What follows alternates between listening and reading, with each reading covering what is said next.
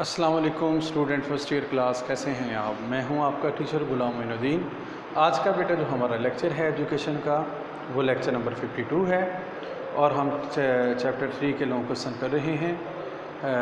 جو آج کا کوسچن ہے وہ یہ ہے کہ اسلام جو ہے وہ تعلیم پر بہت زور دیتا ہے۔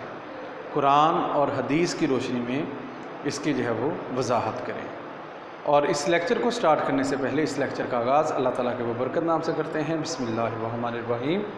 آج کا بیٹا جو ہمارا کوسچن میں نے آپ کو پہلے ہی بتا دیا ہے کہ اسلام جو ہے یہ دین فطرت ہے، یہ واحد دین ہے۔ اس سے پہلے بھی ادیان آئے ہیں، لیکن اسلام ایک واحد دین ہے تاریخ میں جس نے تعلیم کی اہمیت پر زور دیا۔ اگر آپ غزوہ بدر پر دیکھ لیں تو حضور صلی اللہ علیہ وسلم نے جو شرط رکھی کہ مسلمانوں کے 10 بچوں کو پڑھا کر، جو مسلمانوں کے 10 بچوں کو پڑھائے گا وہ آزادی حاصل کر سکتا ہے، جو قیدی تھے۔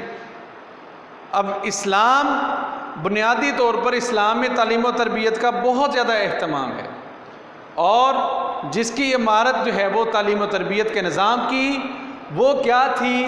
جو حضور صلی اللہ علیہ وسلم پر پہلی وحی اتری، اس کا پہلا لفظ اقرا کا مطلب ہے پڑھ۔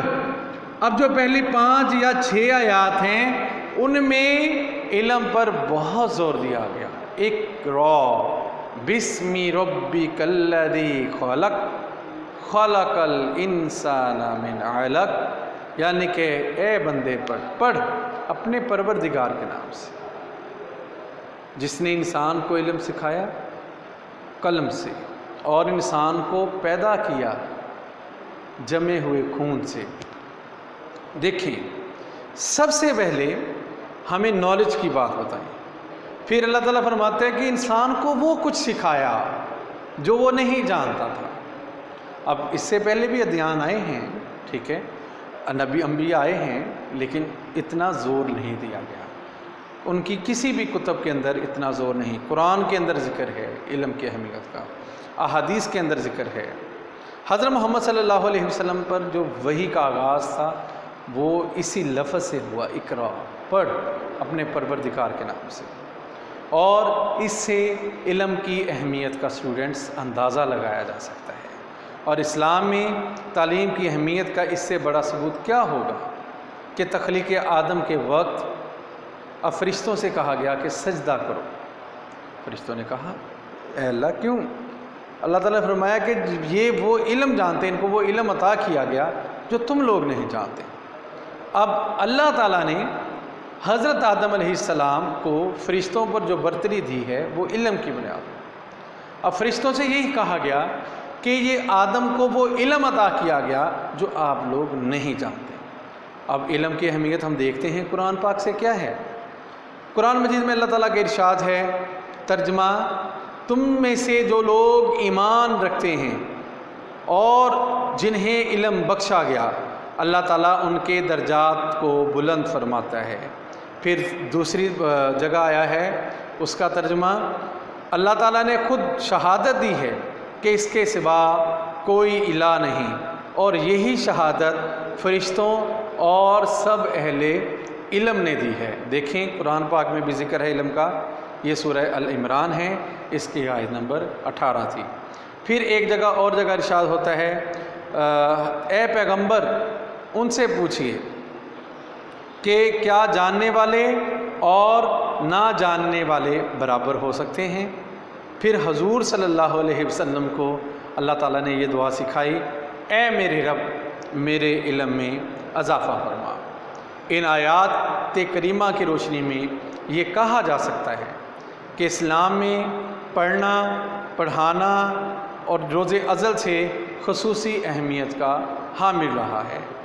حصول علم اور اشاعت علم جو ہے یہ جو ہے وہ اسلام کا بنیادی تقاضا رہا ہے۔ اور تعلیم کی اہمیت احادیث سے ہم دیکھ لیتے ہیں۔ اب حضور صلی اللہ علیہ وسلم کی کئی احادیث ہیں جو علم کے متعلق ہیں۔ اور حضور صلی اللہ علیہ وسلم نے فرمایا معلم بن جاؤ یا متعلم، اور تیسری حالت اختیار نہ کرو۔ اللہ تعالیٰ نے رسول کریم صلی اللہ علیہ وسلم کے منصب رسالت کا تذکرہ میں واضح طور پر تعلیم کتاب اور تعلیم حکمت کو آپ صلی اللہ علیہ وسلم کے وظائف میں شمار فرمایا۔ حضور اکرم صلی اللہ علیہ وسلم نے اپنے لیے جس لقب کو پسند فرمایا وہ معلم تھا۔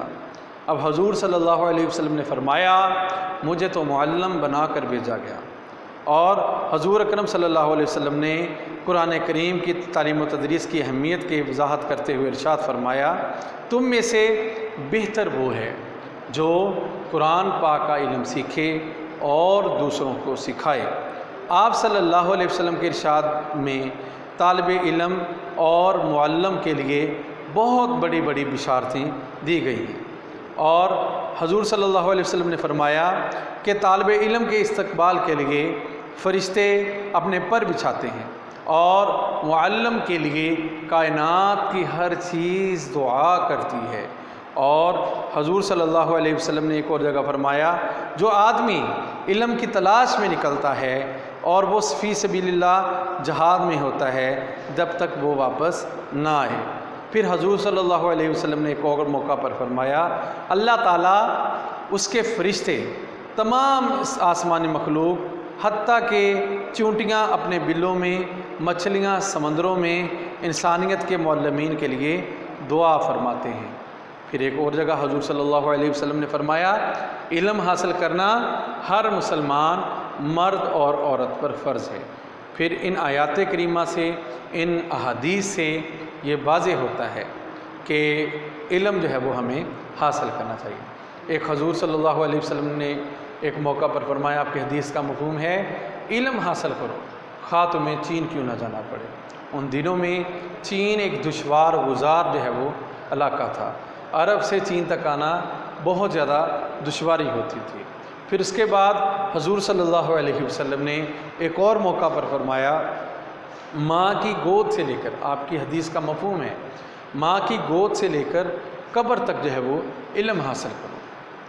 اب علم کی اہمیت کا اندازہ حضور صلی اللہ علیہ وسلم کی ان احادیث سے لگایا جا سکتا ہے۔ حضور صلی اللہ علیہ وسلم نے بھی علم کی جو ہے وہ کے اوپر بہت زیادہ زور دیا، اور اللہ تعالیٰ نے قرآن پاک میں بھی علم کے متعلق بہت زیادہ زور دیا۔ ایک جگہ اللہ تعالیٰ نے فرمایا قرآن پاک میں کہ یہ جو نشانیاں ہیں کائنات یہ صرف ان کے لیے ہیں جو غور و فکر کرتے ہیں۔ اب غور و فکر جو ہے وہ علم کے ذریعے کیا جاتا ہے۔ علم کا کیا مطلب ہے؟ جاننا، پہچاننا۔ آج کا یہ ہمارا یہی ٹاپک تھا۔ انشاءاللہ نیکسٹ ٹاپک کے ساتھ ہم حاضر ہوں گے۔ آج کے لیے اجازت دیجیے گا۔ اللہ حافظ، جزاک اللہ خیر، السلام علیکم۔